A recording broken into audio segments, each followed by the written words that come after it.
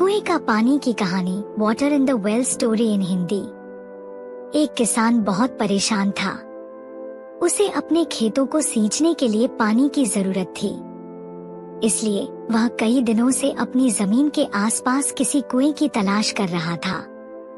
इसी तलाश में वह घूम ही रहा था कि अचानक उसे एक कुआं दिखा। यह कुआं उसके खेतों से बहुत नजदीक था, इसलिए किसान बहुत खुश हुआ। उसने सोचा कि अब उसकी परेशानी खत्म हो गई। यह सोचकर वह खुशी खुशी घर चला गया। अगले दिन वह पानी लेने कुएं पर पहुंचा।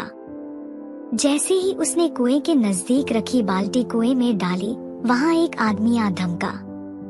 वह किसान से बोला, यह कुआं मेरा है, तुम इससे पानी नहीं ले सकते। अगर तुम इस कुएं से पानी लेना चाहते हो तो तुम्हें इस कुएं को खरीदना होगा। यह बात सुनकर किसान कुछ देर रुका और फिर मन ही मन सोचने लगा कि अगर मैं इस कुएं को खरीद लूं, तो मुझे कभी पानी की कमी नहीं होगी और न ही मुझे पानी के लिए इधर उधर भटकना पड़ेगा। फिर क्या था, दोनों के बीच एक रकम तय हुई। किसान के पास उतने पैसे तो थे नहीं, लेकिन वह यह मौका छोड़ना नहीं चाहता था।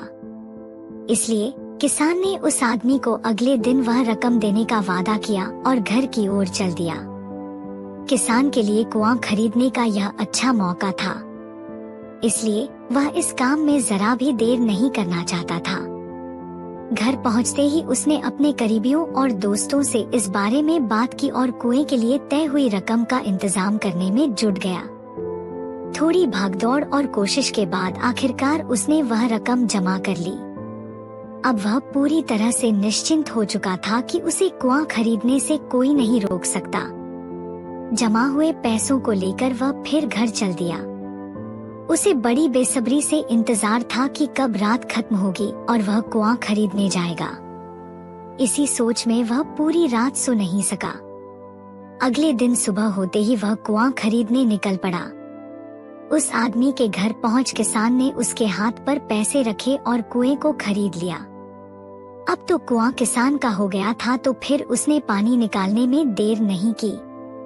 जैसे ही किसान ने कुएं से पानी निकालने के लिए बाल्टी उठाई, उस आदमी ने फिर बोला, ठहरो, तुम इस कुएं से पानी नहीं निकाल सकते हो। मैंने तुम्हें कुआं बेचा है, कुएं का पानी अभी भी मेरा है। किसान मायूस हो गया और न्याय के लिए राजा के दरबार में शिकायत करने पहुंच गया। मालूम है उस राजा का नाम क्या था? राजा अकबर। राजा अकबर ने उस किसान की पूरी कहानी सुनी और फिर उस आदमी को दरबार में बुलाया जिसने वह कुआं बेचा था। राजा का फरमान सुनते ही वह आदमी भागा भागा दरबार में हाजिर हो गया। राजा ने उससे पूछा, जब तुमने इस किसान को अपना कुआं बेच दिया तो फिर इसे पानी क्यों नहीं लेने दे रहे हो? आदमी बोला, महाराज, मैंने इसे केवल कुआं बेचा था, पानी नहीं। यह बात सुनकर राजा भी सोच में पड़ गए। उन्होंने कहा कि बात तो यह पते की कह रहा है, कुआं बेचा है, पानी तो नहीं। काफी देर सोचने के बाद जब इस समस्या को सुलझाने में वह नाकाम हो गए, तो उन्होंने बीरबल को बुलाया। बीरबल बहुत ही बुद्धिमान था, इसलिए राजा अकबर किसी भी मामले पर फैसला लेने से पहले उसकी राय जरूर लेते थे। बीरबल ने एक बार फिर दोनों से उनकी समस्या पूछी। पूरी बात जानने के बाद बीरबल ने उस आदमी से कहा, ठीक है, तुमने कुआं बेचा, पानी नहीं, फिर तुम्हारा पानी किसान के कुएं में क्या कर रहा है? कुआं तुम्हारा नहीं है, फौरन अपने पानी को कुएं से बाहर निकालो। बीरबल का इतना कहते ही उस आदमी को समझ आ गया कि अब उसकी चालाकी किसी काम नहीं आने वाली। उसने राजा से फौरन माफी मांगी और माना कि कुएं के साथ उसके पानी पर भी किसान का पूरा अधिकार है। यह देखकर राजा अकबर ने बीरबल की बुद्धिमानी की तारीफ की और कुआं बेचने वाले आदमी पर धोखेबाजी के लिए जुर्माना लगाया। कहानी से सीख। किसान और कुएं की कहानी से पता चलता है कि अपने आप को दूसरे से अधिक चालाक नहीं समझना चाहिए।